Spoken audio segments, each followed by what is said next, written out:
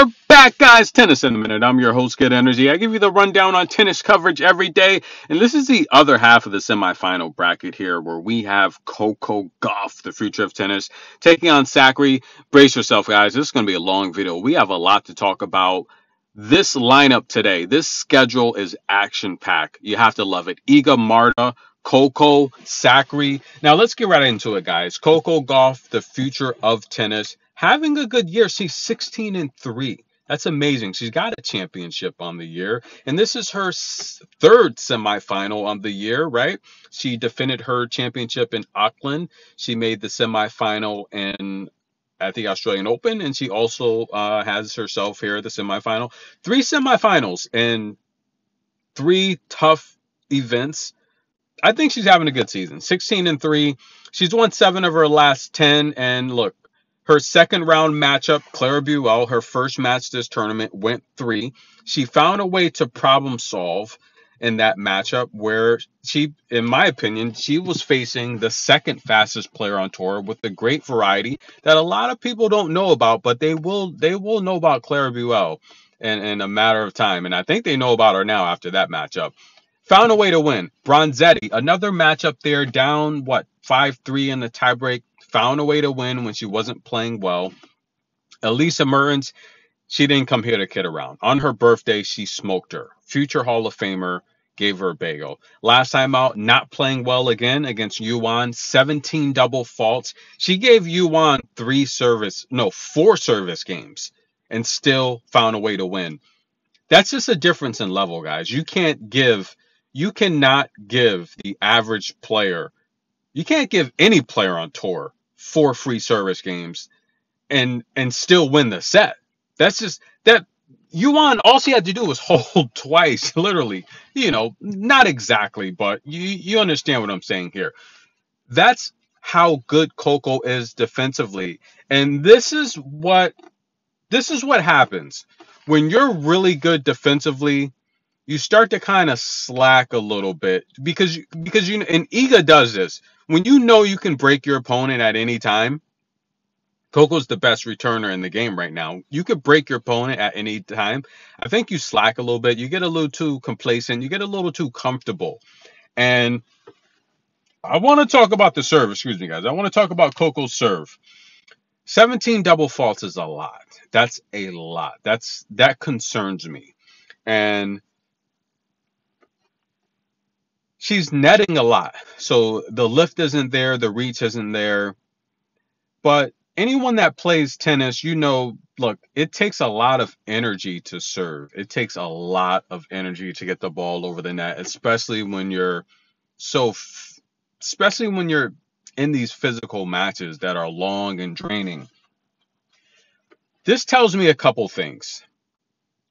Because when you watch Coco, she's not tired. She does not get tired. You see her go to her bench. She's eating fresh grapes and pineapples and watermelon. So she has the electrolytes. She's very hydrated.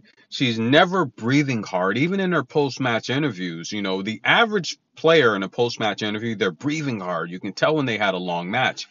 Coco does not get tired. So the fact that she's making a lot of double faults tells me it could be, I think it's more of a mechanic issue than anything. I think she needs to go Sabalenka's route and hire a mechanics coach personally, because Brad is going to teach her what he knows, right? Brad was a pretty good player. He's a good coach. He's going to teach her what he knows, but that doesn't mean it's going to work for Coco. And I think the serve, he's been with her for a while now, right? I don't think they spend a lot of time together. She practices a lot. I think she's got to bring someone else in to work on the mechanics. Sabalenka had to do it. Sabalenka's a much better player since doing it. She had the best, one of the best coaching staffs you could buy, and that made her game better. I do think Coco needs to bring in a mechanics coach, because at this point, when does it fix itself? When is it going to fix itself? Say that fast 3 times. When is it going to fix itself, right? You have to do something, right? We have to create an action item to fix the serve because she's practicing all day, right? She has a good coaching staff and she's making a lot of double faults. I mean, she had 17 last match. The match before that against who she played before that, even Elise beating her so bad, she still had 6 double faults. So I think a mechanics coach is needed, and that's what scares me about Coco's game because she's winning and she's dominating these players, and she's not even playing well. She has another 2, 3 level, 4 levels that she can go to where she's going to be beating players 6-love, 6-1 once she fixes the serve. But we're going to take a look at this matchup here. And should we look at, do I have some stats? We're going to take a look at the matchup here with Sakkari. And Coco in her post-match interview, if you watch the channel, she expressed that she played solid. Her ground strokes were on point. Her rallies were on point. She outworked her opponent, but she did mention she's not happy with the serve. So she knows it. The camp knows it. What are they going to do about it? Again, I think she needs to bring in a mechanics coach. She needs more lift. She needs more reach. It's mechanics. So what probably is happening is, and this is just my speculation, okay, this is my opinion, we all have one, is Brad is teaching her his serving skills, his serving motion, and it's not fitting her style. That's what I think. Because I mean, Coco's, even last year I talked about her double faults. She averaged just under 4, but she didn't have matches where like this, where she was, stringing together 6, 7, 8, 10, 12. She didn't have those kind of matches. I do think her serving was better with Ribas. And again, Ribas, he's a good athletic coach as well, and he comes from Spain. So I think Ribas definitely helped her baselining techniques and her deep backhand. Um, but the matchup with Sakkari, let's take a look at Sakkari. Sakkari, she owns this head-to-head 4-3. Sakkari finds herself here after taking out Snyder in 3 sets, Garcia in straight sets, Diane Perry in 3, and Emma Navarro in 3. The new change in Sakkari's corner is David Witt. I think someone like David Witt, I think he could really benefit Coco. David Witt is a very technical coach. And look at him. He got the hoodie, got the black, all black. David Witt. I like David Witt. And it seems like he feels a little bit more comfortable. It just looks like he looks more comfortable with Sakkari's team. You know how Sakkari is. Sweatpants, hoodie. Pegula, I don't know. It just seems like he was a different person when he was in Pegula's camp. My opinion, I think Pegula made a mistake by getting rid of this guy. This is a good coach right here. David Witt is one of the best coaches, in my opinion, out there. He is a very good coach. He's solid. And the fact that he's with Sakkari now, I think Sakkari is a sleeper. I think she's going to have just a resurgence with her career. I think Sakkari now is going to be a problem. She's in the semifinal and no one's talked about her. I barely covered her matches. Sleeper guys. And when I look at Iga's side of the draw, I don't think Iga's going to win this tournament. This tournament's so wide open. We could see Marta and Sakkari in the championship match, but David Witt is going to work wonders for Sakkari, and I think this is what Sakkari needed for her career. Because Sakkari is always at the power and athletic ability. I do not like Sakkari's defensive slice. I made videos on that in the past. I don't like how Sakkari defends. I think the forehand can improve. I think her back, for the most part, Sakkari's a good player. But David is that level that she needs to go to the top and win these titles. If David was with Sakkari, those 20 plus semifinal, quarterfinal appearances that she lost, I guarantee you she's got at least 4 to 5, 6 more trophies. At least. David's a good coach. And this matchup concerns me because Coco's not playing well. And here's the thing to think about. So last night, Sakkari was an underdog against Emma Navarro, which was a complete mistake, a lock. I had Sakkari winning the match 2-1, which was plus 700. I knew Emma would win the first set. I knew she would gas out because Emma gets tired.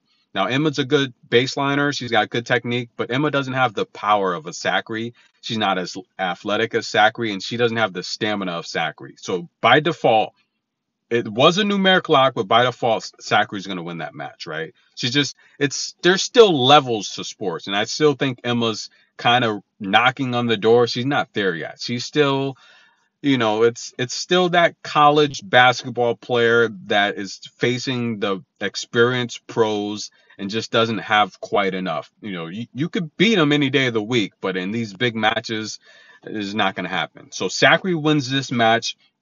Her stamina is great. Sakkari never gets tired. So I'm not concerned about Sakkari being tired against Coco. But let's take a look at the last two times that Sakkari played Coco. Sakkari, she's not even winning service games against Coco, right? She's averaged 3 service games per set the last 4 sets against Coco. So Coco's winning 6-3 on average against Sakkari. I was at the DC championship. Coco destroyed Sakkari. Sakkari could not find a rhythm. Coco's backhand was too strong. Coco was too fast and too powerful. Sakkari, she cried in the post-match interview. There's nothing she could do.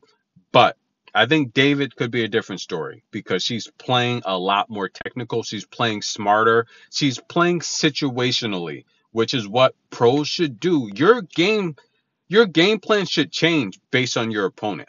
You can't do the same thing. If your opponent has a weakness that you can exploit, you have to exploit it. And I don't feel Sakkari does that. I think she plays one way. And that's why Coco's able to beat her because she's so fast. She can beat that type of style. It's plain Jane tennis. But let's take a look at the double faults. Coco's averaging, or she's averaging what? 6, 7, 8 double faults a match. Sakkari's going to put up 4.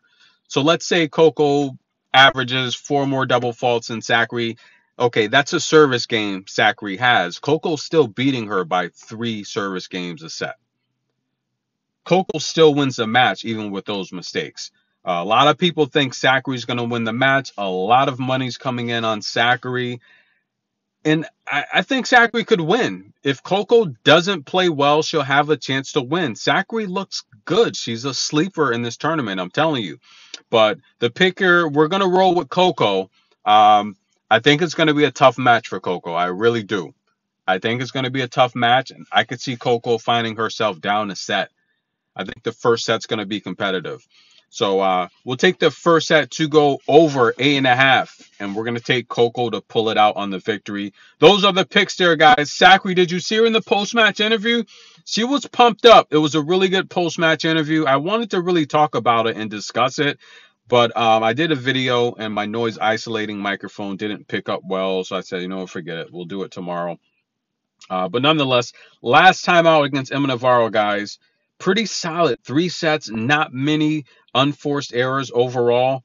She played good, and it was a good post-match interview. She really just talked about how she's excited to just stay in the tournament.